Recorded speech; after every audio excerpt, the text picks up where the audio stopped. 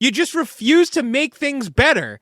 And I'm not going to reiterate. You don't have to live life like this, Joe. Fix yourself. Stop being like this.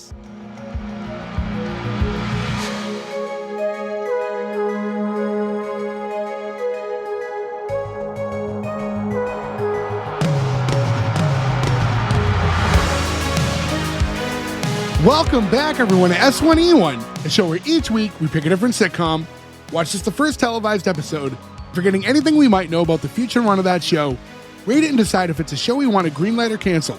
This week we're going to be talking about Bust Down. Bust Down went 6 episodes with only 1 season on Peacock.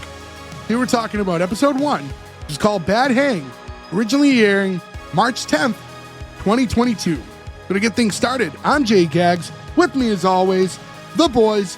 Most of the boys, Joe, Ferg, and Nick. No Gordo this week. What's going on, guys? Hey-o. Hey. I want to be a chandelier. I use that quote because I can't use any other quote in this entire fucking episode. Yeah, so Bust Down, this was a fan pick. Stevie asked us to do this one on X. So, Stevie, this one's for you. Thanks a lot, Stevie. But yeah, this one, listen, there's a lot of dialogue that I, as a white male from Boston, cannot say. Let's assume that we say it because we're from Boston, but we don't. Yeah, we are not those kind of people. However, just say Boston, ninja, like in Leprechaun in the Hood. No. That's not good either, bud. I feel like that's not good either. Yeah, no, so Bust Down, I've never heard of this one, to be completely honest. Only 6 episodes. It existed on Peacock, and I think you can still watch it on Peacock, but just kind of a moment in time. You go on Wikipedia, I tried reading on it on IMDb. There's not a lot of info. It just kind of existed and then just didn't seem to get picked up, and I can't find much info on it. So here it is, and it's only from a few years ago. I don't know if it was in relation to or because of, but Jak Knight from this committed suicide the same year this came out, which I feel like probably made it hard to make a second season because this is an ensemble cast of 5 specific people, and if one of those people is no longer around, like I feel like they probably were just like, we can't do it without him, you know. That I did not know. And with that in mind, so Jak Knight along with the other 3, so Langston, Sam, Jack, and Chris, the 4 main characters in the show, all co-created and co-wrote this show. So that does make sense. So imagine they were just like, let it be its own thing, and like, why go on and do it again? That makes a lot of sense. I did not know that. R.I.P. Yeah, bummer. Yeah, that is a huge bummer. Good way to start the show, guys. Yeah. So, yeah, again, quick run. Did any of you guys even know the show existed, or? No, never heard of it. We had Peacock when this came out. I feel like I heard of it a little bit. I think just because I follow some SNL Instagrams that I would have seen that Chris Redd had a show because they probably would have mentioned it. Chris Redd was on like SNL for a few seasons. Yeah, and Sam was a writer as well, I think, right? So like there was Joe, you would know, you're a big fan of the Tom Brady roast. Sam J, I feel like she got that's how she got her name out. Like everyone was like, oh, who's this? I actually have it in my notes that she was in the Tom Brady roast. I figured you'd pull it up at some point, but yeah, that's when I was looking at the cast. I'm like, oh no shit. She's one of the people who made fun of Tom Brady, and he cried like a little bitty baby because people were making fun of him on a roast. I can't handle a roast. Again, I don't agree. I'm Tom Brady, and I can't handle a roast. Fuck you, Tom Brady. I can't even say this is a very pro Tom Brady podcast because Nick's not a Patriots fan. Yeah, thank you. This is a 2-on-2. Nick and I are a tag team on this one. Tom Brady's been on record, by the way. He just didn't like that his kids had to hear about people. Don't bring your kids to a fucking roast or let them watch it. They weren't like in the audience. They heard the audio. No, he was upset during the roast. He was like, don't say that shit again. No, he wasn't. He was laughing during the roast. All the jokes were about how their mom cheated on him. Like, it's like, obviously that's something that he probably didn't want them to know about.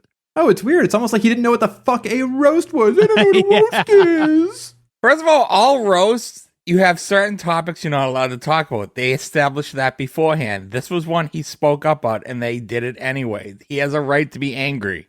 No, he has a right to not do a fucking roast. Did he need more money? Was he having a hard time paying the rent that month? I'm sorry he's so beloved that people wanted to roast him. Let me know when the Joe roast happens. You have to understand, he's so beloved that Joe has to hate it. That's not true. I mean, look, I don't hate him just because he plays a sport or whatever. Like, I'm not like weird about sports. I just don't like him. I literally had no opinion on the man until the roast. He was just a guy who played football on like Tuesday, and then on Wednesday I was like, oh, he's the guy who doesn't know how to get made fun of on a Literally, roast. How dare he? you and Tom Brady are the only two people I know that eat avocado ice cream, and I hate avocados.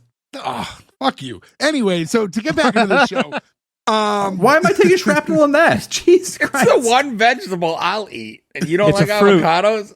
Sure, but Yeah, but I eat lots of fruits and vegetables. I ate broccoli for dinner tonight. I want to get into a couple numbers really quick, though. IMDb 7.0 for this show. Rotten Tomatoes 100% critic, 86% audience. Now, I don't know how many critics, it didn't say, so 100 seemed a little high. We'll get into the show. I just didn't think it was 100 worthy, but that could be a prize of how many people actually rated it. crazy. It's higher for a show that it's high for a show that we never heard of for the most part, right? Like that seems Sure. strangely high. Like you feel like when a show is like that feels like it should be able to talk about more. Yeah, I'm not saying it's a bad show. It's 100. When anything pops up as 100, like you hear about it. There's nothing on earth that all four of us would give the same grade to. So the fact that many people can make a show and have a perfect score Right. is nuts. And real quick, if you guys want to follow us on any of our social medias, just like how we had Stevie recommend this on S1E1pod.com has all the links to all our social medias, as well as where you can listen to us. If you want to buy a t-shirt, anything, our merch page like that, go ahead, S1E1pod.com.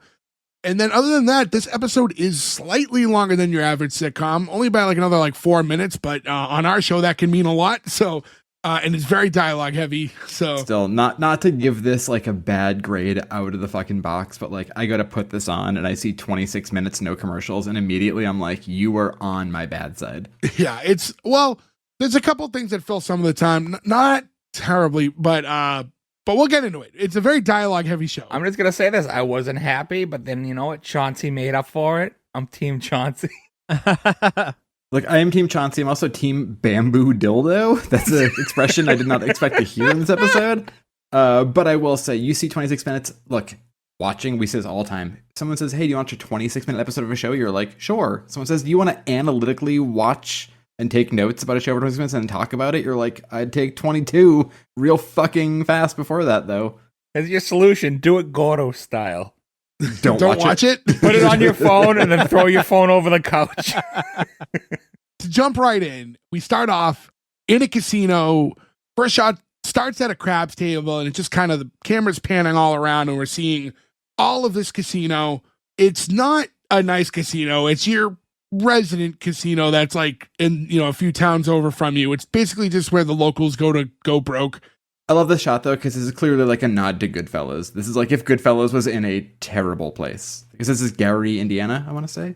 I didn't catch the location. Did they say where it was? I knew it was in Indiana. No, it's Illinois, isn't it? Is it I Chicago? thought it was Indiana. Because when they're leaning on the car, it had it. I thought it had an Illinois license plate. I should have clocked that. That would have been the one. It is Gary, Indiana. Gary, Indiana. Okay, all right, it wasn't. So they're doing that. You see like the old person with the oxygen and the motorized scooter go by. Just, everything. It's not your high roller section. It's the local casino. Have any of you guys been to this kind of casino? I've driven by them a lot. Where like this is like so I feel like you can classify casinos by floor. Like if the casino is a flat 1-floor building, there's a lot of these like in between like San Francisco and like Sacramento, like on the highway. Every like 2 miles, there's just like a long flat building that's like casino, and you're like, I bet this is exactly what it looks like in there, but I've never been inside of one. It's one of those you can like. I can tell you what that place smells like. Like it's just like old, stale cigarette carpets. A lot of smoke, yeah. I guarantee the buffet is less than $15. It reminds me of that casino we went to in Old Vegas. Jay, you know the one that was the very first one you'd come to when we walked in, and it was a dump. I wish I could remember the name. The name's escaping me right now. The place right next to it is the place that had the hot dog and PBR special, right? Yeah. I mean, well, no one can get mad at that, right? But yeah, anyways, just to paint the picture, and we're panning, and eventually it lands on a door in, through the door's window to the back room, you see Sam. And she's like looking out, and again, Sam is Sam J. And another thing I want to note, like I said, the 4 creators, Sam J, Jak Knight, Chris Red, Langston Kerman, all have the same first names. They all Tony Danza themselves in the show. So they all are using their first names in this show. But I like this more in a situation where it's an ensemble cast. Because imagine if all 5 of us, or just 4 of us today without Gordo, were to make a TV show together, right? Like, it would be very hard for people who've known each other for 30 years. That's true. I mean, the 4 of them all, created it together and stuff too. Yeah. It gets to her and you just see her through the door looking out and she just goes, man, fuck this. And then it follows her now as she's like walking to the break room and she's just talking to herself. She's like, I'm not supposed to be at this stupid fucking job. I got all the potential where she kicks a chair over and she's talking about how she wants to quit. She doesn't want to be a cafeteria lady anymore. And when she gets into the break room, that's when we kind of meet all the others. Langston's the first to talk. He's asking what's wrong with her. He says, life's wrong. And I'm sick of serving string beans and expired fruit salad. Like, I want a floor job. I want to watch all the big spenders swinging their dicks. Again, we just talked about vegetables a minute ago, and I do enjoy vegetables a lot. But if someone was like, do you want to go to the casino? I'd be like, sure.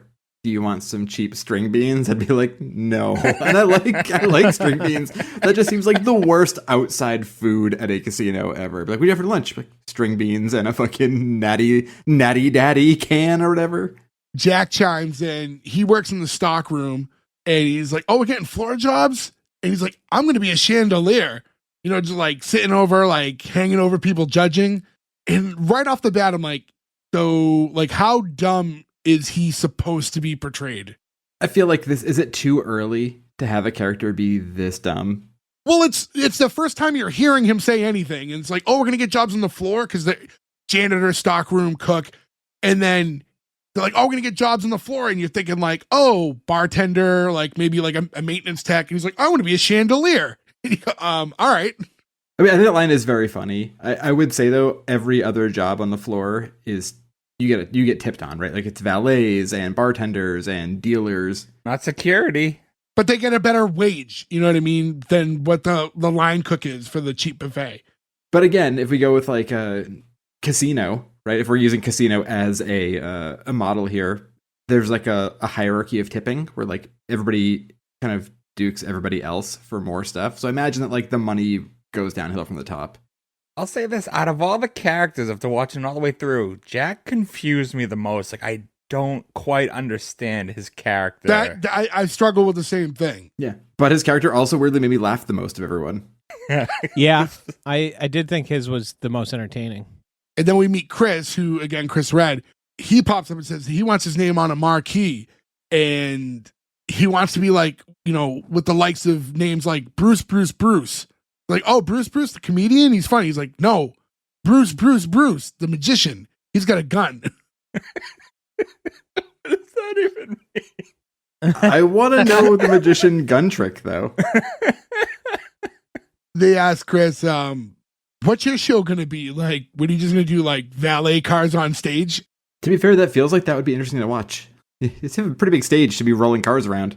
Honestly, at a casino, that must be a great job. You must get to drive some really nice cars and then get high tips. Rollers that are going through you. Maybe not at this specific, maybe not at this specific casino, but like at like a good casino.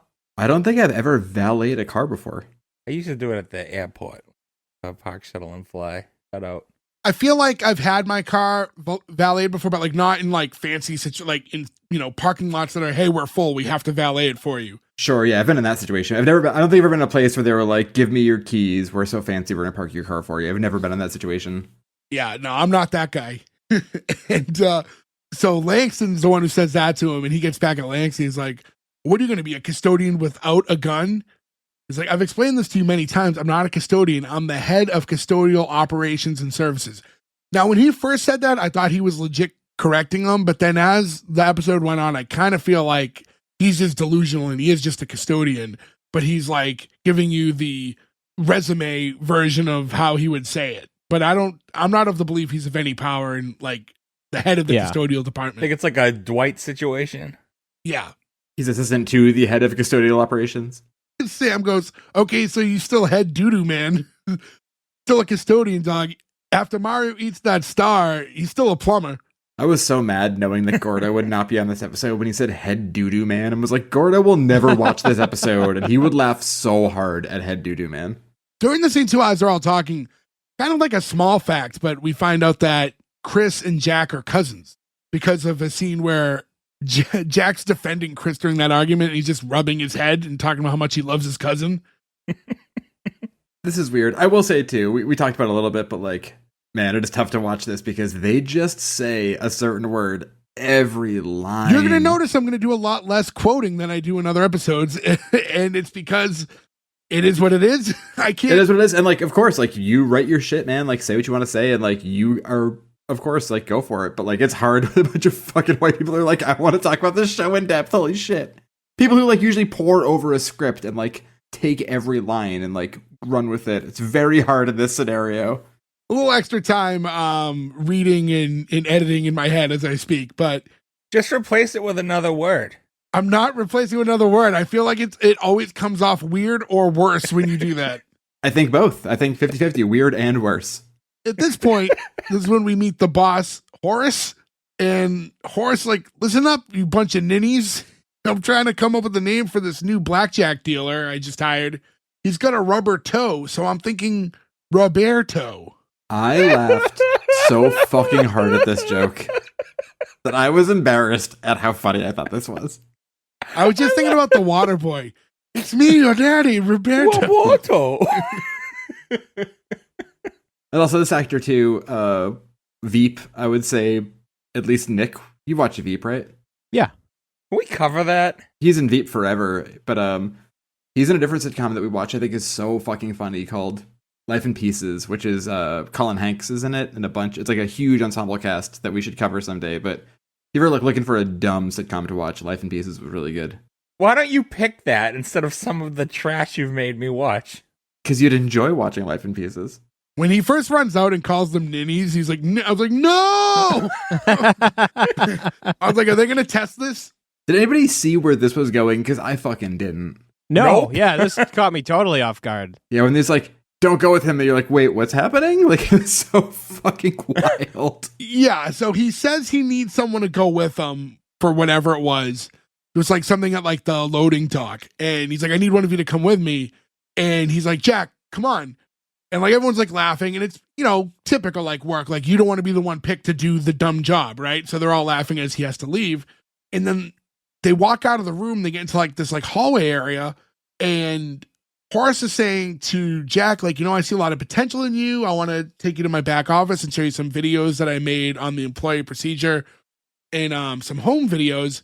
And then he's like, and you've been doing some nice work, sweetie, and just grabs his dick while sucking on a lollipop. And I'm like, oh shit. Just did not. Okay, when he says like, and some home videos, you're like, oh, wait a minute. Yeah. And they just full on show the dick grab. And then when he's grabbing his dick, first off, it's not quick. He's still holding on to it. He's sucking on a lollipop. And then it just awkwardly, Jack just looks out the window to like the casino floor, and you just see him from like the casino, like looking into the door, staring back at you. Like he's like looking at you for help, and the camera just pans away.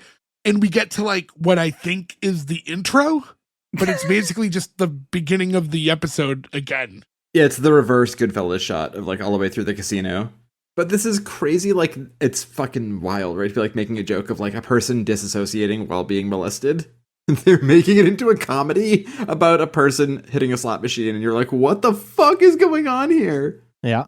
It's, you know, not too unlike a couple weeks ago when we did like That's My Bush, and we're like, wow, all right, so for the first episode, they're going to make the main topic abortion, which is like such a hard thing to make a comedy. And then here they're like, oh, let's do a whole episode on molestation. Like, that'll be a great way to start this new comedy show we have.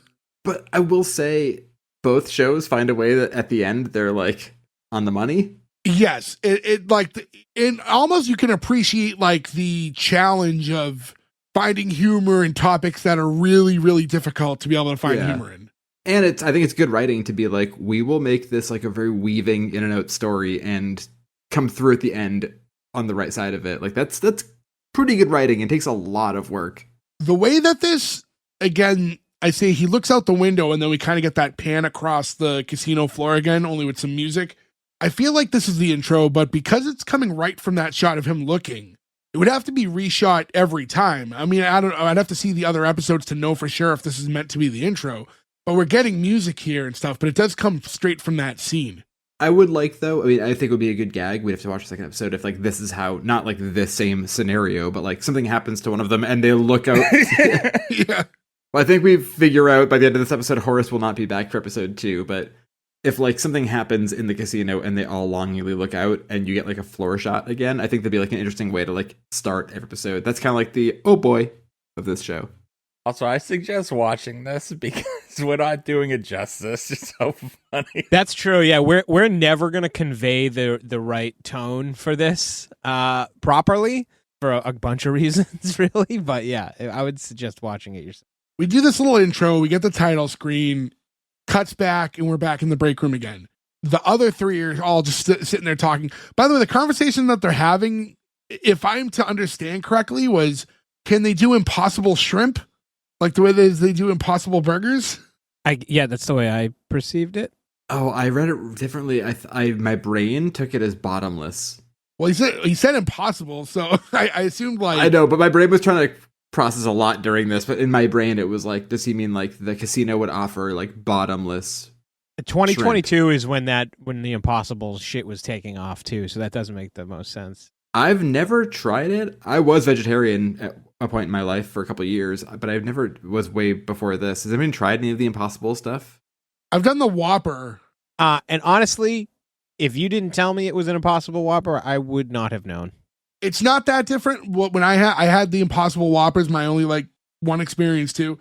But there's a couple things. First, I think it was like on a deal on the Burger King. I was like, get an Impossible Whopper for $1. Sure.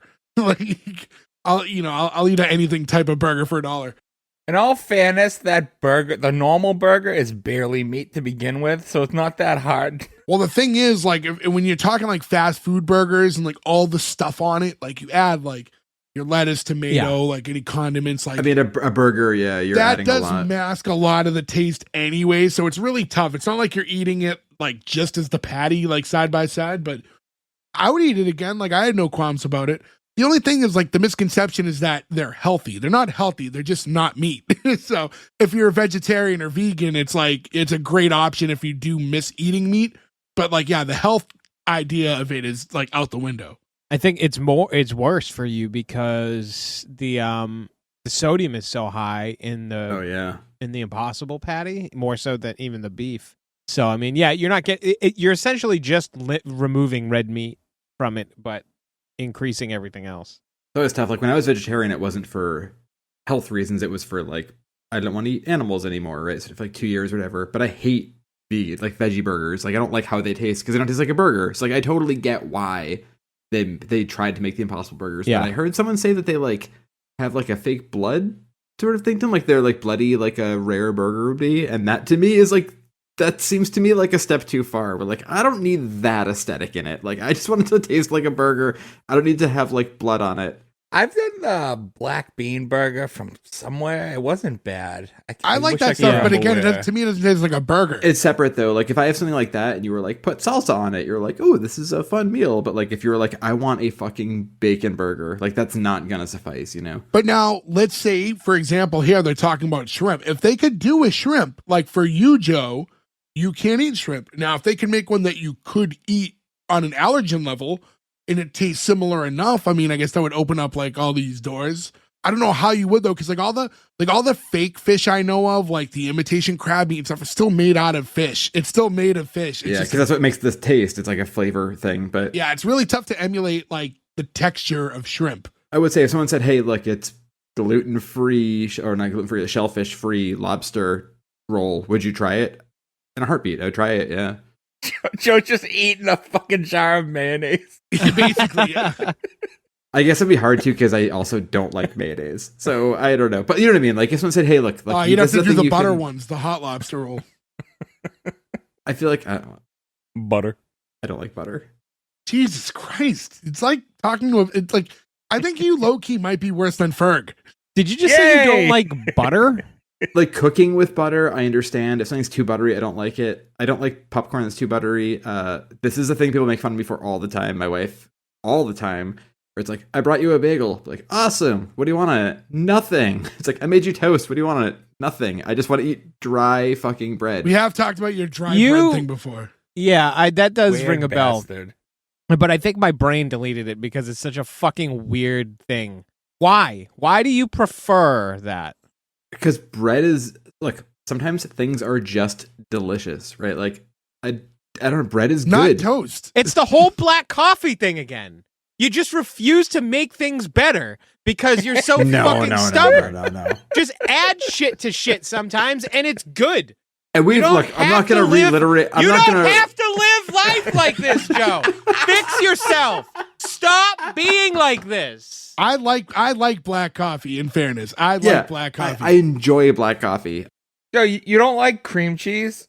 No, I do like cream cheese. I will put cream cheese on a bagel, but I'm most happy with just a piece of toasted plain bread. I feel very comfortable with that. Glad we got out of coffee. Seriously, yeah. I didn't want to relitigate coffee again. You know? Well, anyways, to jump back in, they're talking about this, and Jak walks in the room and goes, I've been molested. And they go, recently? He's been molested. Like, yeah, right now, Horace and me were walking down the hallway, and he made me feel safe, and then he grabbed my penis and slid into the darkness like the thoughts during my alone time. I don't know why I thought it was so funny that he started it with, he made me feel safe. Yeah. And then he grabbed my dick. Because it's just so sad and funny at the same time. He just feels like, too, like the obvious victim. Which is like depressing too, right? Where it's like he's like the slow-witted one. He's where like it's like the innocent one of the group. He's gonna be the one they target. And they're getting on him. They're like, "You're too old to be molested. Like, you're 27, right? Like, you can't be molested if you're at an age where you can shit yourself because your metabolism changed and you had a White Russian." Well, that's very funny. That's very specific and like somebody that happened to, and that was that's plucked out of reality. That happened to one of them. You're not a boy, you're 27 is the most like realist, like, cause like honestly, I think all of us are guilty of this, right? Like we live in a weird world of like arrested development. We're not who we were when our parents were our age, right? Like we're like still children with gray hair. It's a fucking weird thing that our generation has done. No, I don't think it's our generation. I think literally every person feels like that. You know, your children who have children. And then your children who go great. Like you're never ever in your life going to be like, yep, I did it. I'm an adult now. I know everything. It's never going to be like that. So it's just kind of, I don't know. There's the people who are older than us that we consider adults, but then to other people, we are those adults. It's just all about perspective. Yeah. I do feel like the generation before us though, were like actual adults and we're not, if that makes sense. I remember like the first time a group of kids were like in a store and like said, "Sir," and I was like, "Well, me? Like, I'm sir." What, in 4th grade? Yeah, when I first grew my beard out. Yeah, when Jay had his first beard. That's why you got in so much trouble in 4th grade. Just couldn't handle having a bearded student. So in this case, though, Jak walks in. He's telling them all, I've been molested, and they're just all ripping on. Actually, Langston's the only one who's taking it seriously at all, but for him, it's more like, what can we get out of this situation? With the other two, it's just, you're too old to get molested. It's kind of a weird thought. I mean, to dig into that and kind of think of the like at our age, right? If someone were to touch you, like, I don't know if I would feel like I've been molested. I would feel like where they keep saying, like, why didn't you hit him? Like, I'd just be like, that's all that would go in my head. Like, why didn't I hit that guy? Not, I've just been sexually assaulted. I don't know. I don't know if my brain would process that properly. I feel like it's the thing that happens when somebody will go to somebody to register and be like, "Hey, can I have change for a 20? Oh, actually I have 2 5s. Hey, can I have like 3 1s?" Like, they do that weird thing to like, flim-flam you and confuse you. And then after you're like, what happened to me? Yeah. Like, I think that's the human nature of it, right? It's like that something happens to you and you're not like thinking about it in a black and white way. You're thinking about it in a like, what just happened? So people calling it out, I think that makes it weirder. And then you get introspective, you go through therapy. You pour alcohol on it, you go through pills. Like, that's what adults do. It's what adults do, right, guys? Yeah. Drink your Miller Lite. Nothing weird ever happened to me. I'm totally normal because of everything. They're all going back and forth about this a lot. And they all have their different opinions on the matter about, what they should do, the situation, how it should be handled. And Chris kind of comes out and goes, well, an older lady touched me when I was just a boy, and I was not too bummed about that, to say the least. And they said, wait, what? And then he goes, well, the year was 1997. Scientists had cloned a sheep, and Pamela Anderson only had one kind of hepatitis. And then we flash back, and you just see Chris, like younger Chris, like sitting on the couch watching the Master P make him say video. But he's still fully grown. They just put an afro on him. Well, here's the thing. I was going to say, I think this is all very by design, because if you have someone play young Chris, like have a child, this scene comes off way more serious, right? So yeah, when you have an adult play a kid, it's not as weird because this is him telling you his child molestation story. So if you use a kid actor, it's less funny. It didn't have to be an actual kid though. They could have like a younger adult and made him look more like a kid. I don't know. I just think it's funny to see him like the way Martin would. It's funny because they talk about. Oh no, it's funny. And you can even pay it off as like that's how he remembers the story.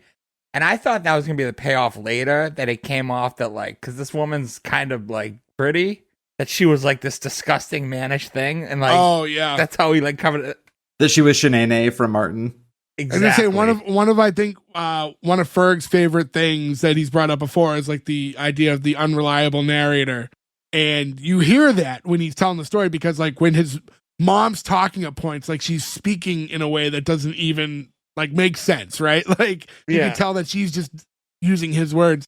Yeah, you see him on the couch. Mom walks in with a couple friends. It's like her cousin and the babysitter, and he's watching the video. And she goes, "Ooh, that's my song. Show mommy's friends that little dance you'd be doing." And he gets up and he's like, dancing to the video. And the mom's like, "All right, well, me and Monica gonna go run and return some Jenko jeans that she stole from the mall." Says Patrice, a dear friend who I trust endlessly, is gonna look after you. You're a wonderful son and the greatest dancer to have ever lived in 1997, which is today. We're in 1997. And you just hear like from outside of the flashback one of them going, "Man, you're bad at telling stories." I do love that it's so overwrought because it's him doing it and they punch back in for it. Which is why like I was kind of surprised that this story ends up being true, but we'll talk about it in a second. So it gets back in and he's like, anyways, so my mom was gone and Patrice came up and sat next to me, and as soon as the gorilla dunked from the free throw line, she put her hand on my thigh, her head went down, and she made me say, na na na na. I will say the one thing that doesn't track for this is historically, this never works. We look at every story of a teenage boy who hooks up with like their teacher or like an older woman. They always tell somebody and it always comes out. I know there's obviously going to be a million stories of this, but like in our history, how many times, if you just look up how many like teachers slept with a high school kid and it was a boy, they always tell somebody. They can't hold it in. Well, we don't know. We only know about the ones that come to light. There could be thousands and thousands that we just never hear of. Statistically, but as people who all grew up as teenage boys, I feel like every one of us would have said something to somebody else immediately. Yeah. But yeah, this whole thing, whether or not, because yeah, the babysitter was an attractive girl, the way this whole thing goes down, the way that we're hearing his words come out of his mother's mouth in a way that's not natural, like, it makes you question the validity of all this story. So I was kind of surprised that this all ends up like there's no checks and balances to it. We just believe this to be true and it's carried on throughout the episode and they don't insinuate otherwise. So I did think there was going to be some sort of a twist, and then there never really was. It was also Horace. Also, are Jenko's back? I feel like the big jeans are back again. They were like kinda like Jenko's is an actual company. Baggy is weirdly coming back again. It looks ridiculous, by the way. I don't think it's specifically Jenko. Jenko did for a second, but the thing is, it's not true. The style is coming back. It's the nostalgia of the Jenko and the novelty of it. Jenko, it's like people are shopping at Savers now, like for like unironically. Yeah. No, but Jenko's came back a couple years ago and like released. Yeah, they relaunched the brand. Sure, but I don't think that's like I mean, maybe people are wearing them. You don't see, I don't think there's a resurgence in Jenko jeans just popping up at Goodwill stores, and all the poor kids are just wearing old Jenkos. I'm that saying we donated. I see more people just wearing just shittier clothes that don't fit, and it's like normal now. Yeah, I feel like it's a more comfortable clothing era. It wasn't even comfortable back then. They were heavy as fuck. They were heavy. If you're a size 32 jean and you're wearing a size 42 jean, belted as tight as it can with half your body weight in pants, it was not easy to walk around in those clothes. I think we're just at a point where it's funny for us, right? But we have finally gotten to an age where a part of our youth is so far removed that children today didn't touch or see it at all. So now it's got this weird throwback retro nostalgia. So a lot of 90s stuff has become kind of in vogue. Just like, I think like we as kids, even though we were born in the 80s, there was kind of like that like interest in 80s music and culture and all these things, like The Wedding Singer and stuff like that. It didn't feel like it was from when we were born. It felt way longer than that. But now I think things like the 90s and early 2000s, all these little things are coming back in a nostalgic way or in a retro way for the kids to enjoy in their own version of. Kind of weird thinking, like when we watch like Breakfast Club or like Ferris Bueller, they were only 10 years old. Fucking crazy that is when we first saw those movies. And now if you were like a kid, a movie 10 years ago was just like, I don't know, Doctor fucking Strange or something. Like, I don't know, like nothing that's like, I'm not knocking that, don't get mad at me. I'm just saying like, it's not like there were these movies that were like about the kids and the culture. Like that's just gone. Iron Man. I'm sorry. Which is weird because it still has a person who was part of the Brat Pack movies in them. What I think is kind of interesting here is we get back from that flashback and where Jack just ran in and said, like, I was molested, like, our boss just grabbed me, and they're all like, grow up, you're an adult, you shouldn't care. Meanwhile, we have Chris who's, like, looking back at his story as, like, a great thing. You know, he's not worried or upset about it, and he's just telling them, like, almost to brag about, like, this cool thing that happened when he was a kid. And when he comes back from, like, that flashback and he's done telling his story, they're all like, dude, that's super fucked up. Like, you're a victim. He's like, what? No, I'm not. No, like, you're only molested if you feel like you were molested. Like, I had fruit snacks afterwards. And they're like, wow. And that makes it so much fucking worse. That one line, you're like, oh, God. He had shark bites immediately after. He had gushers after he got his blowjob. And Sam's like, this explains so much about you. Like, what? Your struggle with commitment, your obsession with 90s lingo. What was weird is he would reply to everything. When she said the 90s lingo, his 90s lingo is welcome to the 96 Olympics. Yeah, like, I don't know why that was a thing. That's what we were all saying back in the 90s. Yeah, like I can say with 100% confidence, as people who were all friends during the 96 Olympics, we probably never once mentioned that event. I will say, legitimately popped. Isn't that the one that got bombed? 96 was in Atlanta. That's the bomb. But it got bombed. That was the pipe bomb one. Yeah, that's the Richard CM Jewell. Punk was there? Yes. Yeah. Do you remember when CM Punk got accused of setting the bomb instead of being a nice person who tried to stop the bomb and had his whole life fucking ruined? Poor Richard Jewell. I got a legitimate laugh here when they're going over like all these things that are the direct result of his molestation.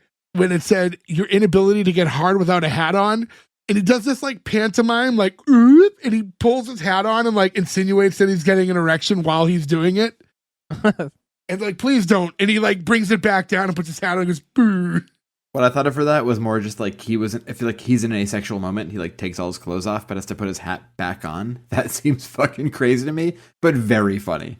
Because they're all getting on him, it's like, you guys just don't get it. Like, that's the problem. Like, I'm going to go talk to some people that will definitely get it. The valet guys. And they're like, don't do this. Don't keep telling everybody about this. He said, no, you had your chance. Now I'm going to take this story to people who give it the respect it deserves. And he leaves. This is when it becomes like, this is what I'm talking about. Like, this is why Jack needs to talk to someone. Basically, like, we don't want him to become like Chris. And he said, look, Cuba Gooding Jr. spent years getting called whitewashed. And now he yells at white women with the chicken bucket on his head. Hurt people, hurt people. It's like a zombie bite. Does Cuba Gooding Jr. do that? Yeah, what was that? I meant to ask. I'm glad you guys don't know either, because I thought I didn't something. know. I remember like him being like Me Too'd. Cuba did? Yeah, but the chicken bucket thing, Cuba wouldn't do that. That's I would never go on record being like, I blindly agree with the guy who's accused. I like Radio. He's probably a good man. I mean, Radio is a great comedy. Cuba Gooding Jr. did get drunk and wear a KFC bucket as a hat. The picture is actually pretty funny if you want to look it up, but other than what I've just Googled in the past 10 seconds, I don't know much about the incident. While they're talking, though, Jack hears that hurt people thing, and he's like, I don't want to hurt anybody. And while he's doing that, he's looking off, and then Horace just jump scares him from the other side of the window. Just it got me because you don't see it because he's nervous. He's looking off. He's kind of isolating himself from his friends, and he just happens to be in front of this big window. And the man who just molested him thinks it's funny to just jump up and scare the shit out of him now afterwards and get a laugh at it. Just Horaceing around, man. Don't forget about my birthday. Horaceing around. Well done. I do feel too, though, every one of us had a boss, like molestation aside, had a boss like this around. I was wondering what you're about to say. No, we didn't. I'm thinking of bosses that had Staples, whatever, who were just over the top. Did you get molested by Greg Staples? I did not. But I wish I did. I'd convince them to not sell their fucking copy machines. Staples changed their copy machines to a new copy machine, and they're awful. For the first time ever, no one knows how to use a copy machine anymore. Not great. But we all had these bosses who were funny, older, they're 25 because they're managers at a Staples, whatever. And you're a teenager, and they're when you think about it now, that was inappropriate. A lot of their behavior or things they said, not in a bad way, in a way that it was sexual, but you're oh, you'd never be able to say that to kids you employed. Yeah. In 2025. Joe, I don't want to discredit your story, but I just want to go at, my visual right now is of you modern day walking into a Staples with your arts and crafts kit and being upset that those copy machines changed and no, I can't make my art. I want to speak to a manager. You're not wrong. I literally can now only go to the UPS store. He's pouting in the car when his wife picks him up. Oh, what's wrong? He's got his tote bag full of cut-up magazines. And a little rhubarb snack. Minus the rhubarb, Ferg is too eerily spot on. Didn't even need to open my glue stick. Look, you have to bring your own glue stick. Don't have them anymore. You bring your own glue stick, you bring your own scissors. That is rule number 1. Last thing I got printed at Staples, I just sent in a PDF online and picked it up the next day. Last time I've even set foot in a Staples, they probably still work there. Well, you know what happened with me was I needed stuff for my fantasy football draft because we draft in person. And usually I print everything at work. And I had a few extended days off because when I went away last weekend. So I was oh shit, I don't have time to print all the things because I'm already not going back to work. I would have printed it for you at my work. You should have sent it to me. Yeah, that was all right. There's a Staples that was right near where we drafted, so I just picked them up. And it was great. Beautiful prints. I'll say that. Way better than if I had printed it at work. They sure know what they're doing with those new machines. No, they don't. We get it. You don't like modern things. It's not that. It's just that you used to have options. I spent, this is silly, but you guys were all at my Christmas party. I spent 2 hours making the flyer for that, right? Because you can, at a copy machine, you resize things, you make things darker or bolder, you change the hue of things, you piece it all together, you make copies, and you enlarge, and you make it smaller, and you fit it all together. Now, they just don't give you the options they used to, so you don't have, if you want to make a copy of just a thing you have, it'll look amazing, but you can't fuck with things and change them, make things different and interesting anymore, which is how, a lot of people... No, you can. You just do it not on the copy machine. And you're fighting the technology. That's no. the problem. I don't know how to do it on a computer. I only know how to do it on a copy machine. Fucking learn then. I don't know, have time for that. I'm so fucking so busy. You just said you spent 2 hours making a flyer. Yeah, Joe, spend 2 hours learning how to do it and then spend 5 minutes making the flyer next time instead of driving somewhere and sitting there for 2 hours every time. There is no heart and no soul in making art on a computer. Oh, God. Well, anyways, to move forward, the next scene we see Chris and he's on the floor telling the story to some guy who's just getting his car valeted. And he's talking about like, so I was a child, right? But like I was a buff child. And he's like trying to show him how strong he is, and he's like moving the podium like for the valet. And the guy's like, I guess it's sort of up leading a bit. Like it's not impressive in any way. Funny because I thought this guy was like maybe his like boss from the valets. No, it's just a customer. They do a very good reveal of this where you think it's somebody who's at least a coworker, and then you find out it's just a guy who's like, I want my keys so I can go home. Who's sad at an Indiana casino. Well, he says, I'm gonna go talk to the valet people about this. They know, they know what's up. So that's what I assumed this was a valet guy. It's the poor customer who's trying to get his car and instead has to hear about this kid getting molested and how cool it was. And then after that interaction, you see Chris like sitting on the floor of the bathroom talking to someone in a stall, like with his head like inches from the urinal. And it's like, Yeah, not only that, it's gross. He gets up, he puts his hand in the urinal to get up. I noticed that, yeah. He said, by the way, I mean, she sucked my dick so hard, I thought my toes switched places, man. And when the dude gets out of the toilet, like it's one of the other valets, it's this Valley Rocco. And he's like, Chris, like I said, you were loved, and what happened to you is very, very sad. He's like, what? He's like, he can't understand that, like, nobody thinks that this is awesome, what happened. I actually like this character. I wish we got a little more of Rocco. Rocco, yeah. Also, poor Rocco had to, like, use the bathroom, like, actually use the bathroom, and had no peace because he had to hear the story of his friend telling him about him when he's molested when he's a kid. Like, that dude's also working in this shitty job, too. Like, what a bummer that 5 minutes was for him. That's always been, like, a pet peeve of mine, like, at work when you use the bathroom, and even if it's a number one, even if I'm at the urinal, just talk to me in 20 seconds. Like, we don't have to talk right now. Yeah, it must be awkward when you're taking a piss with your pants down by your ankles and someone comes and talks to you. We've talked about this. I haven't done that in now not enough years, but a lot of years. It's not a number that would justify my actions, but it's been a very long time. Well over a decade ago. Never at work. Once again, there is a bounty out for that picture. I will pay for it. While they're in the bathroom, that guy like runs in from before. He's like, please, just give me the keys. Tell me where my car is. And Chris goes, nah. Like, what? The callback to the na with so much emotion is very funny. Nah. Yeah. He says a word I can't say, and then says, nah. And he throws a hat to the floor. Then we cut to Langston presenting to Chauncey, who's like, at this point, he's what, just the head of HR? I think is he HR or is he just like... I think HR, because later he says how he's HR and like the manager now. I thought he got moved to HR at the end. I thought he was HR and absorbed the other job. That makes more sense. Yeah, no, he was HR. So because Langston's going to him to report this, thinking Chauncey gives a shit. It doesn't work, but he is HR. And I said it earlier, but Chauncey's my favorite character. Chauncey is a great character in this. He is good, yeah. He's a rapper too, right? Asking the wrong guy. Again, same, I'm not a rap guy, but he's like a musician. He's a famous musician and some fucking note, right?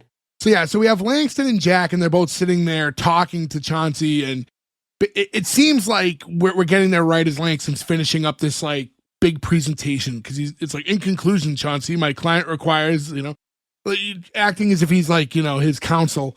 Langston is very Carlton-esque, like. Well, they do mention Alfonso Ribeiro in a moment. They do on the Masked Singer. Yeah, that's right. So Chauncey's like, so someone brushed up against you at the vending machine? He's like, no, not me. And Jak's like, I'm the infected one, sir. So then you're the one who got touched? Yes. So you let a grown man grab your dick? You're a grown-ass man. You came to report that?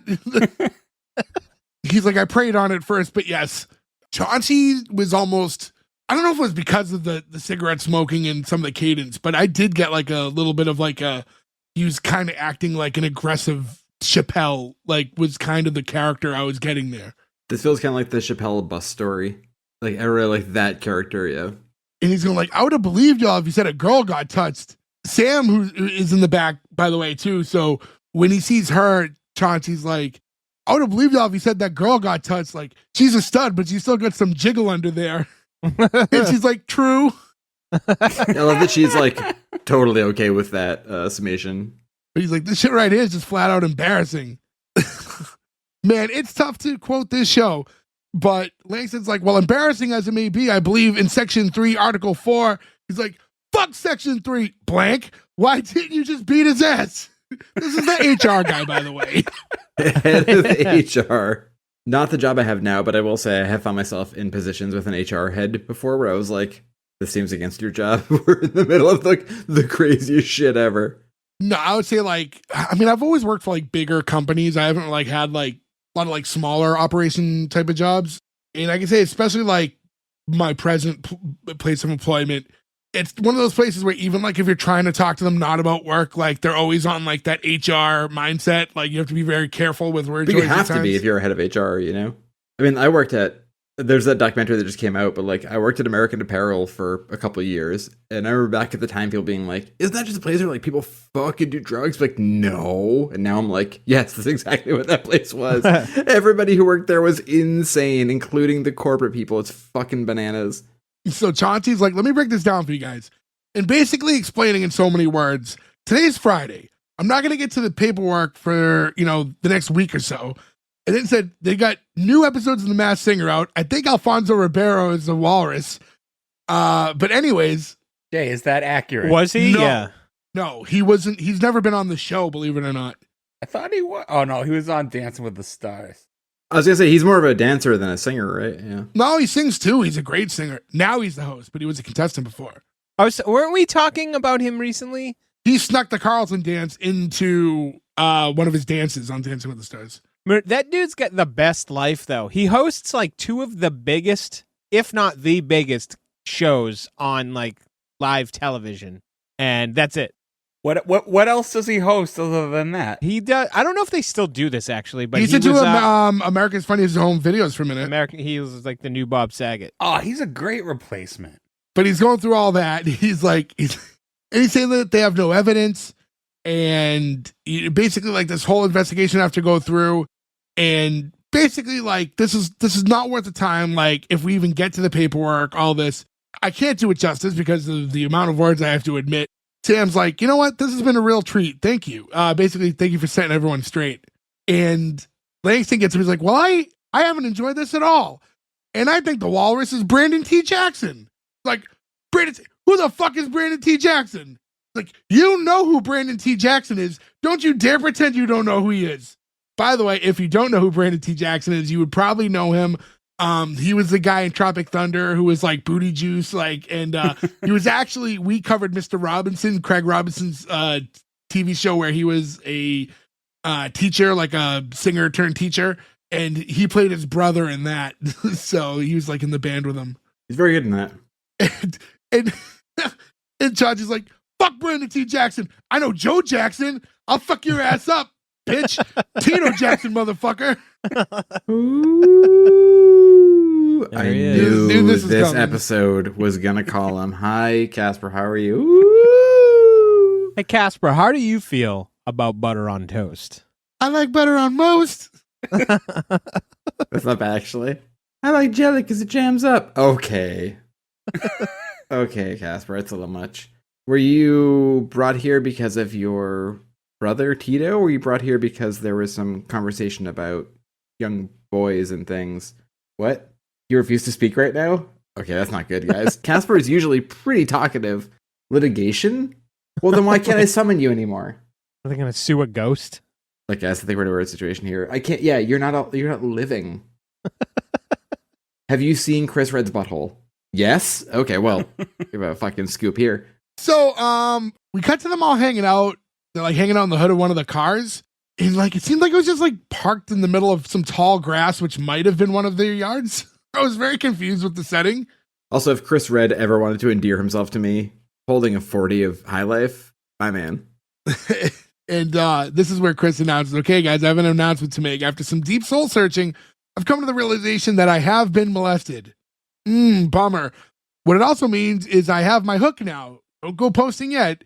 I have to figure out how these things are going to roll out. one of them's like, hey, good, now you can tell your mom so that girl can get her comeuppance. He's like, for what? What happened to me doesn't make me a victim. It makes me quite the opposite. Jackson says it makes you a tool. And he's saying, what I'm saying is, what we need to do is use your story to finally bring light to these issues and prove Chauncey wrong. He's like, oh, so we should make a video. He's like, no, that's not what I'm saying. Like, but to make a video, we need a spokesperson. Someone black, strong, sexy, swole. Probably got their dick sucked after Little League. Practiced and game. But where would we find such a man with such detail that I just described him as? And this Lex is like, Chris, would you like to be the guy? He's like, oh, me? What a surprise. I accept your nomination. They start talking about like how they're going to go about this. And the two walk off, just kind of leaving Jack and Sam. And Jack's going, I should have socked him, huh? Yeah, but you didn't. Now there's only one thing left to do. Get real fucked up. And then it like cuts to later on. And like, it's now the aftermath of that. And you see them in, I assume, Sam's shared apartment with her girlfriend.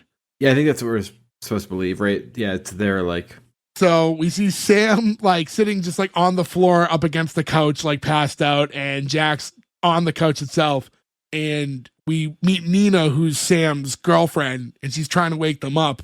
And when like Jack wakes up, he goes, hands, that's not where hands go. Like he's having like nightmares about this. Yes, clearly has like bothered him enough that it's now infecting his daily life. Sam's like, what the hell are you yelling at me for? Like, you said you would try an aerobics class like once a week. She's like, I say shit all the time. Like, how am I going to mount the TV on the wall? Where is it right now? He's like sitting on a bunch of Reebok boxes. Exactly. So why do you have all these expectations? Do any of you have a mounted TV? Yeah, both of mine. Both of yours are? No. Well, yeah, the one in my living room, but like the one in the room I'm in here, like I can't because this is like the attic. So the walls are pitched and the TV's too large. So they also make mounts. They also make mounts for pitched walls like that. No, but you know the room I'm in, and my TV in here is very large. You'd have to put it on the back wall behind. Yeah, you don't right need to now. mount that. Yeah, it would basically just be on the ceiling for no reason. So our living room's the same, where like it's a corner. It can only fit in a corner, so like mounting it doesn't work. And Nina's getting on and saying, "You have homeless ass Jack land on my clean couch, knowing that he pees the bed." And Jack's like, "For the last time, Nina, I didn't pee the bed that night. I was out on the streets and I peed myself and then I went to bed. Just because you weren't around for the conception of the pee-pee doesn't mean you can judge." This is my favorite joke of the whole episode. He pissed himself and fell asleep on the bed. I didn't pee the bed. I pissed myself and then slept in the bed with my pissy pants. Yeah, he's not wrong either. It's a lot less pee to deal with, I guess. I guess because some of it, in theory, might have made it to the street where if you pee the couch, 100% of it is either on your pants or in the couch. Yeah. Question, is he wearing Jenkos? Because that's a lot more gene to absorb the pee. It would have to go down the leg, though. But still, even then, it's a huge amount of, if you're laying at rest, then like the majority of the fabric should be laying on your leg. So when you pee, it should... No, they're heavy enough already. That's Ferg's answer. He's like, they're too heavy already. You need a second belt. Nina replies with, "I'm not debating pee-pee. Sam, get up."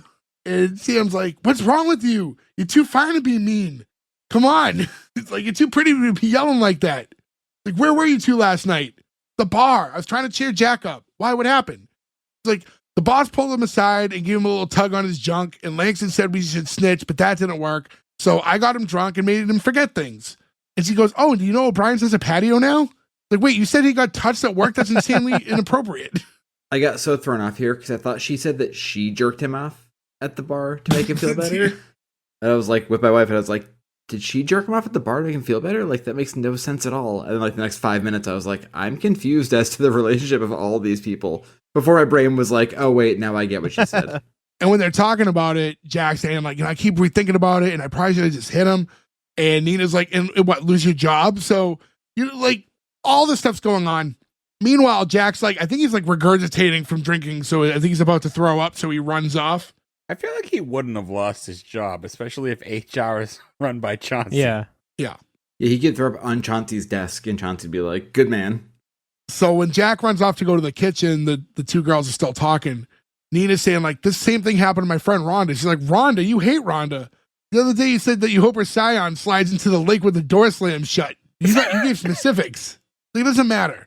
And then she talks about the story when they went on a work retreat in Toronto and how, she was, molested or whatever. And just because I don't like her doesn't mean like she deserves something like that to happen to her. And then she goes, now I don't see how the guy who touched her didn't bleed out from the splinters on her prickly sea urchin legs. Like, yep, there it is. Meanwhile, like as they're talking, it cuts to Jack at some point, like in the kitchen, and he's listening to them. He hears when she's saying that, like, that girl Rhonda, how it totally fucked her up, like at work and her personal life, and like how this thing turns into like a lingering sickness. And he's splashing water in his face the whole time too, being like trying to like snap out of it. And like, so when he hears like sickness, it's like shit.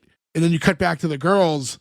She's saying like, she had to go to like special therapy, like where they use gardening for healing. Like Jack probably needs to go to therapy too.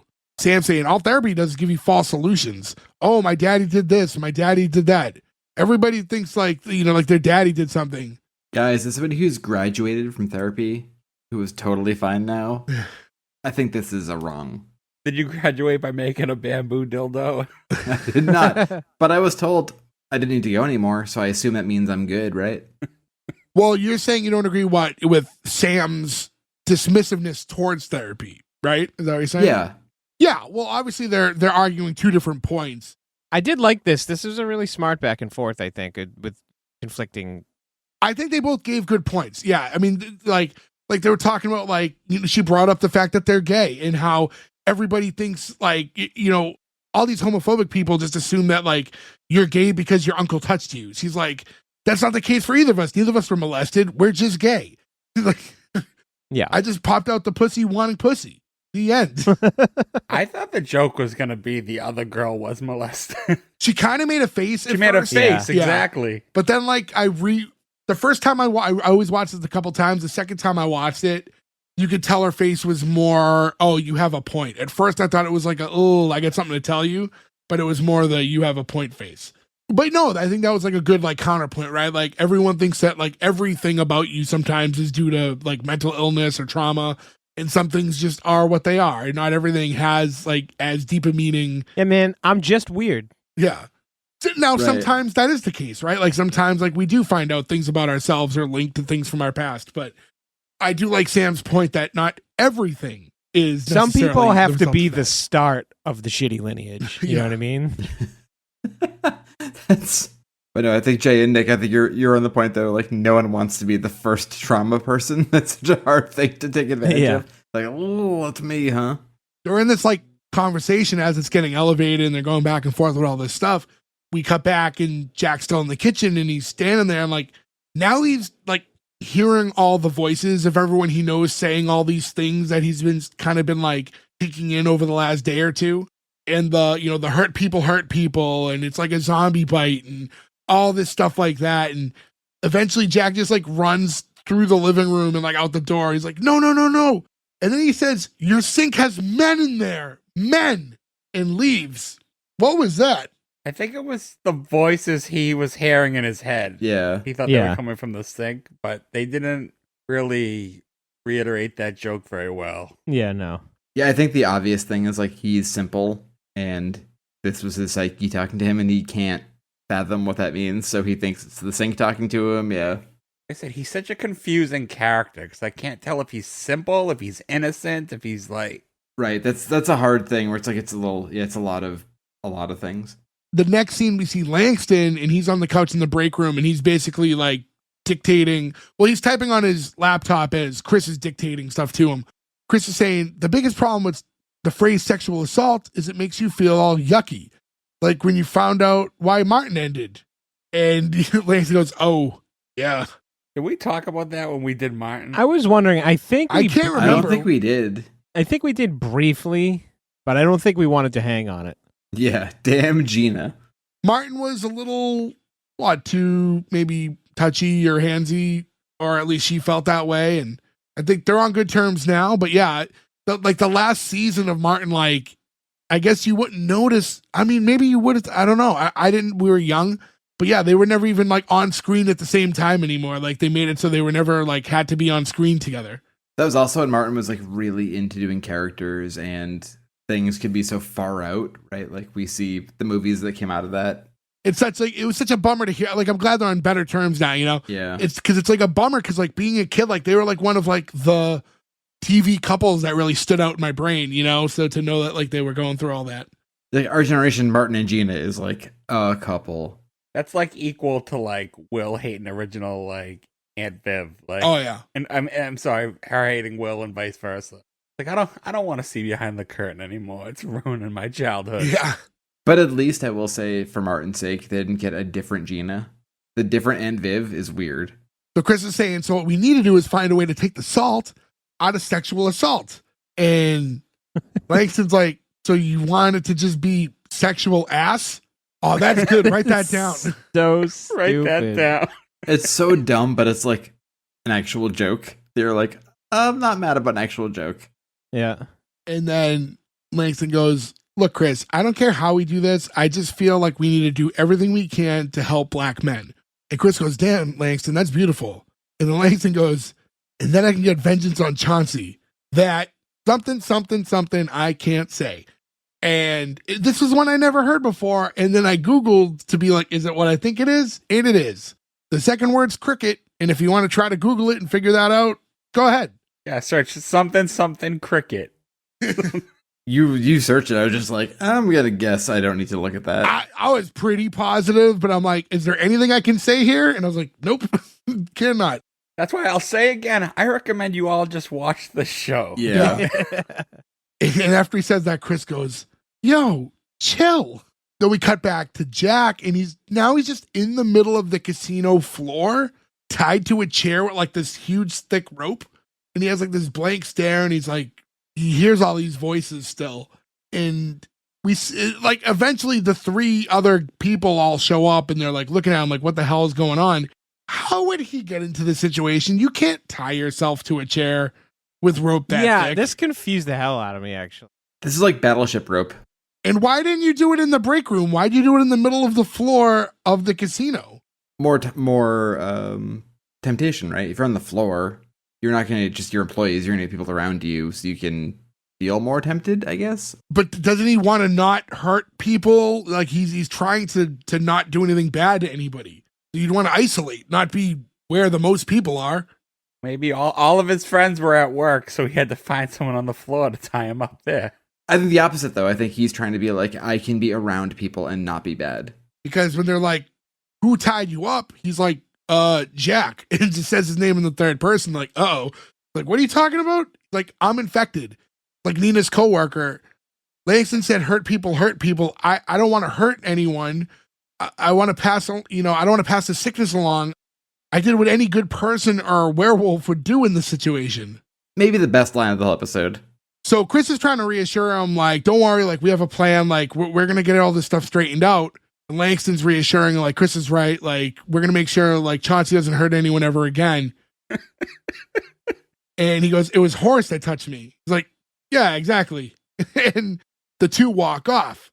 So now Sam's alone with Jack, and Jack starts saying, everyone always tells me what they want, but no one ever wants to listen to what I need.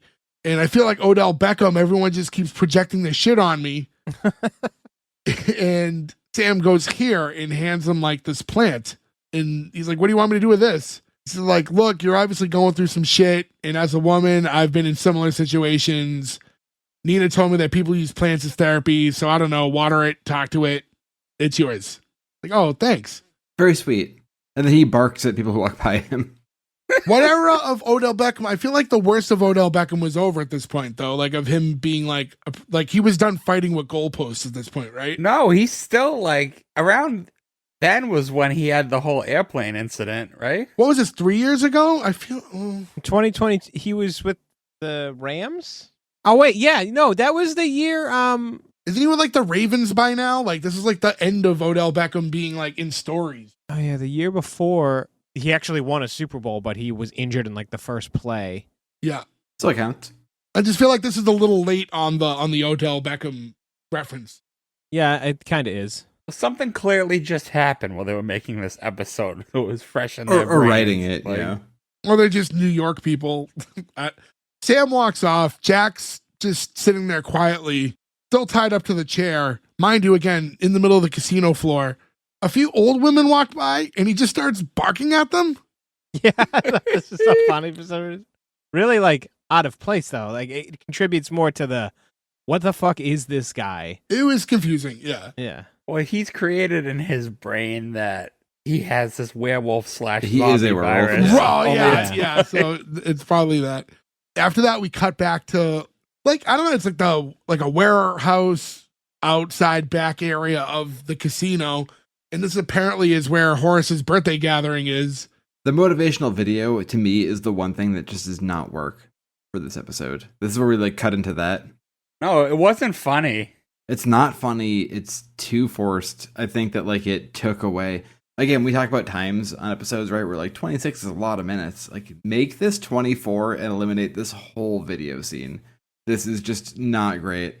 I just don't get this whole part of it. You know, like, I understand Chris looks at molestation differently because of his situation, and he's not, like, ashamed of it. Why did Langston go with this plan when it's supposed to take him down? This is a pro-molestation video. Yeah, like, I don't understand what this is supposed to accomplish, how this is going to get at Chauncey. Yeah, I just, this whole thing didn't really land with me at all. It cuts away like an SNL sketch. Like, that's what it feels like. And it doesn't need to be there. It feels like padding on the episode. It's just unnecessary. Because while Horace he was just, like, talking to everybody, like, standing in front of his birthday cake. And he was talking about, like, how he bought this land. He's going to just let all his ferrets run free and see what happens. See who's the most loyal. That's, you know, Chris jumps in with, like, enough with all this shit. No one cares about your 53 with ferrets. He's like, I have something very unferret related to say. And he's like, male molestation. What is it? He's like, this pamphlet isn't going to tell you what it is, but I will. And when he does that little, like, hiya, it, like, jumps down from, like, the vehicle. Like, I thought that was kind of funny. Yeah, that was good. But yeah, I think this whole video thing doesn't make sense. I think if he tried talking about it and the whole thing was like, hey, we're going to work on a speech, something for you to say, that works. Potentially, depending on what he says. But this cutaway, like, I have something to show you guys, and, like, shows him this video where he's, like, trying to be cool and playing piano. Cut the whole thing. Cut the whole thing. If we just cut to the loading dock and then the revenge. It doesn't make sense that Langston wants to bring this all to light and then he's pro-molestation. It should have come as a surprise to him. Like, no, this wasn't what I wanted to do. Something like that. Like, why would he actively work with him on that? Because, like, when he was presenting that video, he's like, you know, now you can all see just how cool it is to be molested, you know? And I do like, by the way, to cut back a second, Rocco stepped in. He's like, please, for the last time, you were molested and it wasn't cool. Please go see somebody. That is needed. Yeah, I'm glad we had that moment. Yeah. But yeah, this whole video is just really odd. It's like, I get, like, it's not that he's not funny in it. It's just, it doesn't make sense or have any place in the episode. We don't know he's a videographer or edits or does comedy or whatever. It's just like, oh, so it just feels like a sketch inserted for no reason. Like, which is like the death of sketch comedy sometimes, right? We're like, they did one sketch too far, or they went like one step too much into surrealism. It just feels like we could have had a 24-minute episode that ended so much funnier if we didn't have this video in it.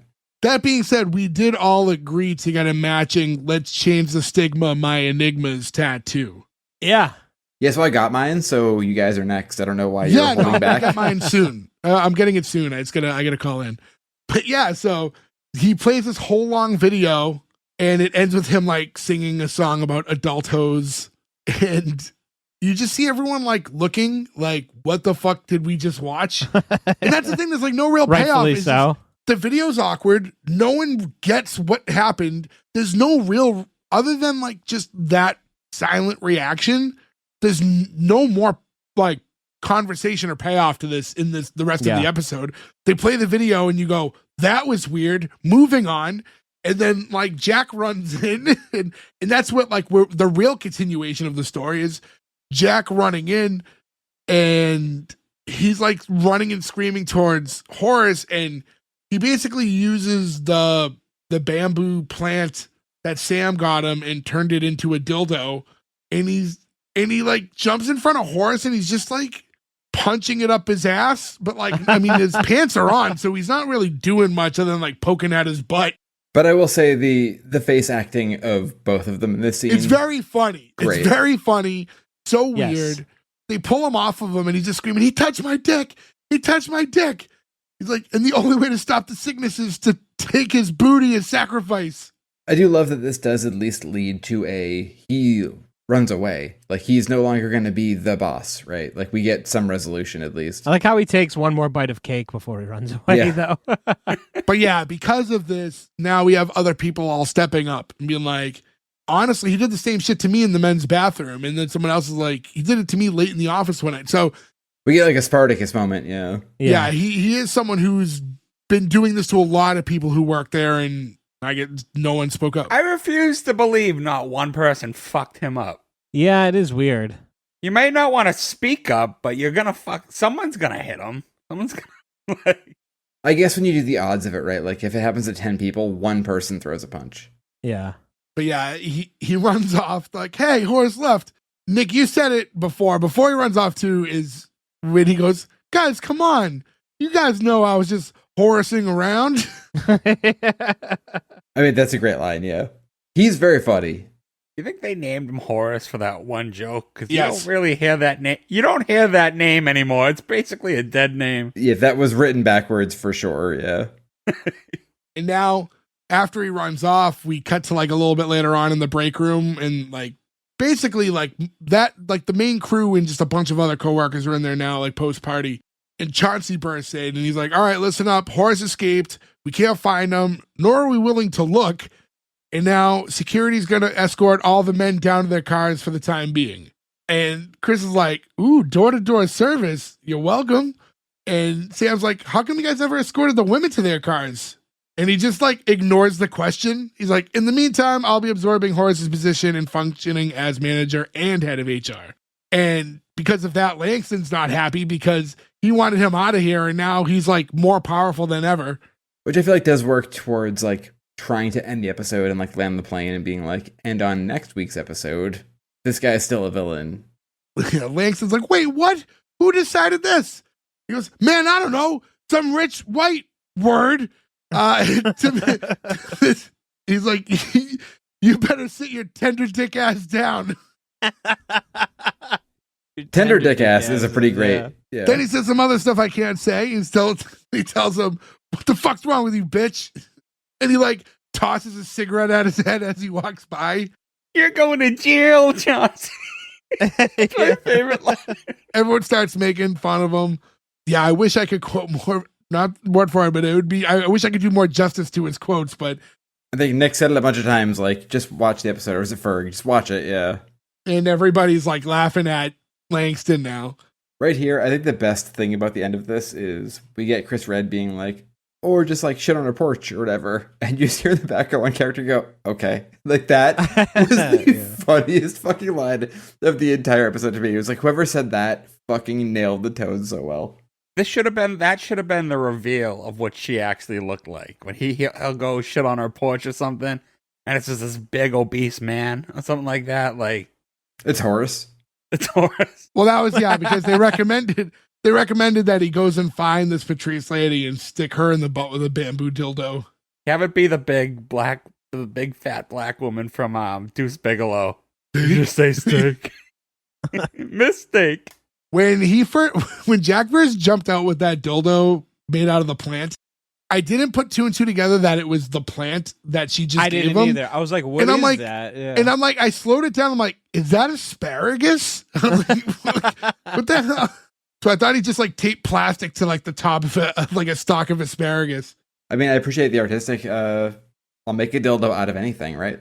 But yeah, that was the close of the episode, was the recommendation that he does that, and the or you can just leave the pile of shit. That end of the episode was the that suggestion. For a longer episode, it plays out quick. This is one of the better 26 minutes, yeah. Did anybody else, now that we've watched it and discussed it, did anybody else get like a semi Always Sunny vibe from this? No.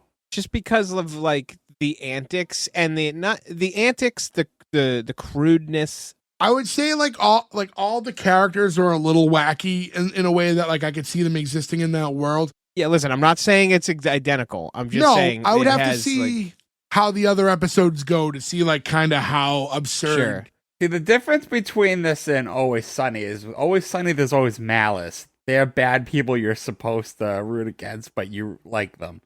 Where this is, they're all good people that are just getting by, and it's edgy. Yeah, because I was gonna say maybe mixed with Party Down, like Always Sunny, Party Down. That I can see, yeah. Made me think of that movie Extract a little bit. Yeah. I don't know. It was. I mean, I'll get more into it with the green light or cancel, but it was a strange show. I don't know how else to put it. I didn't know what to expect for sure. Yeah. I didn't get what I expected, I'll tell you that. I definitely thought there'd be more, like, they'd lean into the casino stuff a little bit more. And that's such a small part, at least in this episode. Like, the casino aspect, like, they really didn't utilize that much. I guess that can be... The show's not named after the casino. Like, it's not The Office. It's not Parks and Rec. You know what I mean? They didn't name it after where they work, so it's not necessarily a workplace comedy. Yeah, this is another one where like I said, I looked around. There's not a lot of stuff, right? And it just kind of existed and stopped. And I didn't know that Jak had passed like that year. So that makes so much more sense, especially knowing they all created the show together. Actually, I was reading a little bit while we were recording. Some speculated that he killed himself because the show got canceled. So one happened after the other. I was going to say, the fact that none of us know if this show existed says a lot about it. So none of us knew it existed. We all have Peacock, all had Peacock. It couldn't have done that well if we don't know of its existence. Yeah. So I could see it getting canceled and not having nothing to do with it. It's also not a slight on Peacock. It's streamers in general and algorithms, right? Where like we just don't know stuff anymore. Like stuff the comes streamer out and world, you're like, yeah, what? they just put stuff out and they want you to just kind of find it and see what happens. They don't put a lot behind them anymore. Like, for example, it's like The Office is the biggest show of all time. This spinoff, The Paper's coming out. You don't see that much about this show. It's out now. It's already out, yeah. You're right. You don't see anything about it. The whole thing's out, yeah. You're not getting ads every few minutes. You're not seeing it on TV. Yeah.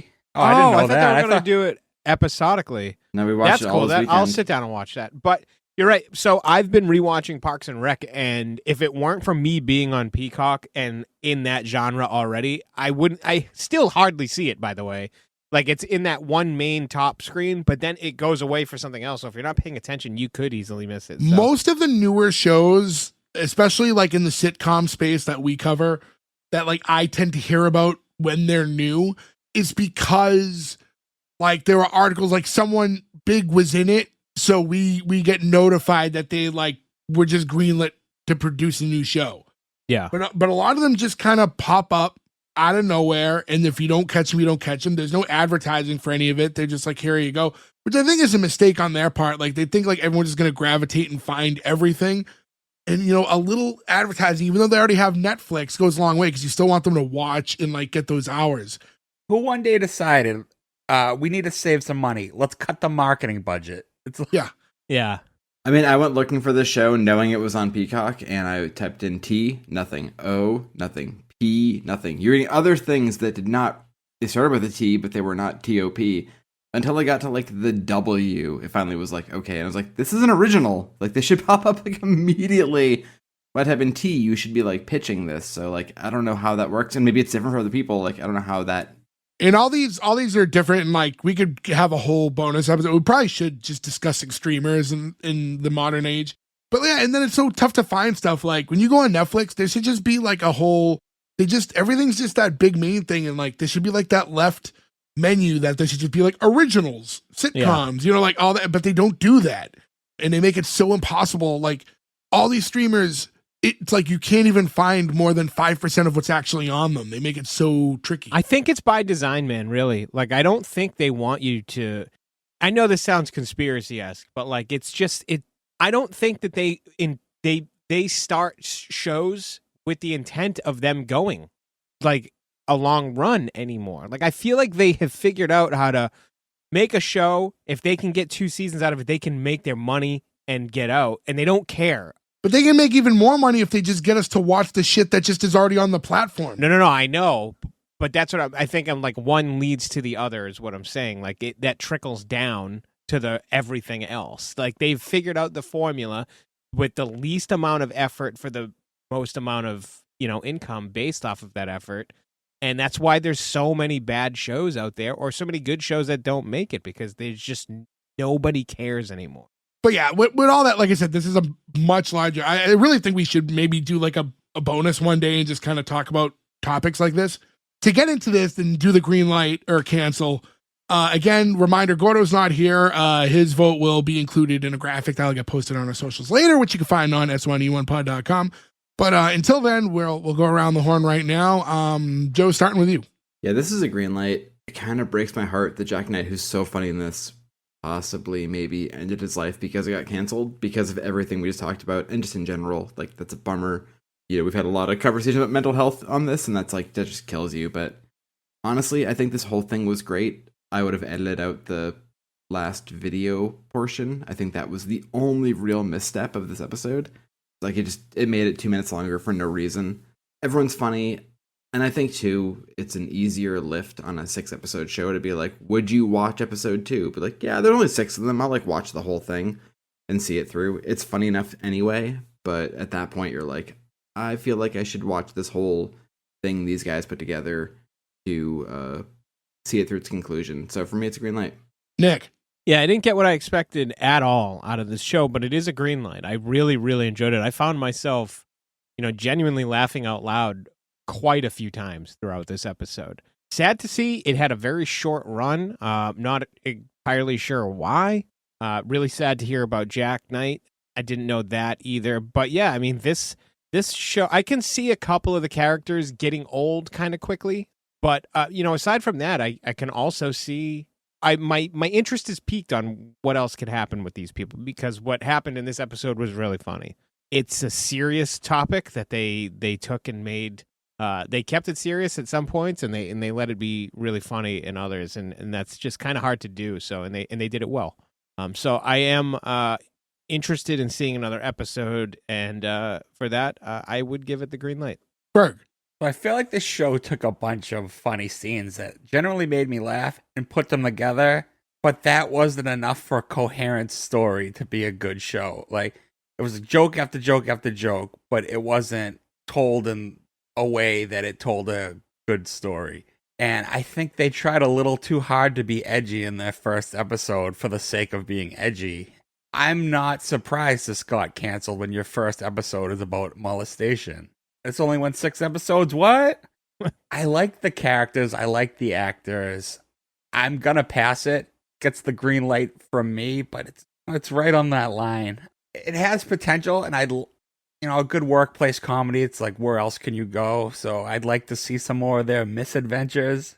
But if the second, third episode are like this, I wouldn't continue.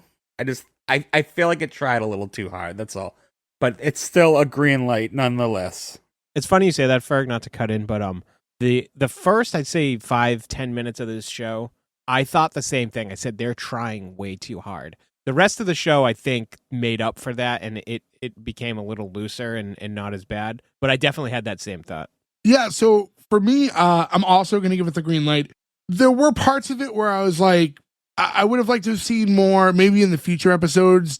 It's so limited, but I would like a little bit more of that casino element and see like how that gets tied in. It's like such a, we intro with it and we're like, welcome to this world. And then like, we're not kind of in that at all.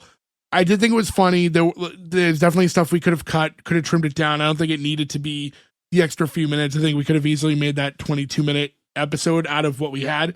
Not only I wouldn't say this is like my favorite show that we've covered. It definitely had its moments. But when I look at it and when I think about like a green light or cancel and, something we kind of get away from sometimes is like that appeal. Like, if you were an executive, would you want to pass this show? I see this as a show that I think if more eyes had caught it, would have gotten a big response. And I just don't think enough people saw it. And like, I could just think of so many people just that I know that if they had seen the show, and I know they haven't, would love it. So I think it just kind of missed the mark in that it never really got to find its audience. So with that being said, that's still 4 out of 4. So congratulations, regardless of Gordo's score, you do get the green light. So I want to thank Stevie, who recommended this show on Twitter or X or whatever you want to call it. I want to remind all of you guys, if you guys want to recommend shows, please do. We do go back and check them. Something like this, I guarantee you we probably would have never covered. So, thank you for recommending it. And it opened our eyes up to be able to do a new show. And here we go. We give it the green light. So with that being said, thank you all for listening. Again, S1E1 Pod is where you can find all the stuff, rate, review, follow us everywhere, hit us up, talk to us, all the things. But with all that being said, we'll catch you again next week with another new episode. Until then, thank you. Goodbye. I think we got the best Roberto.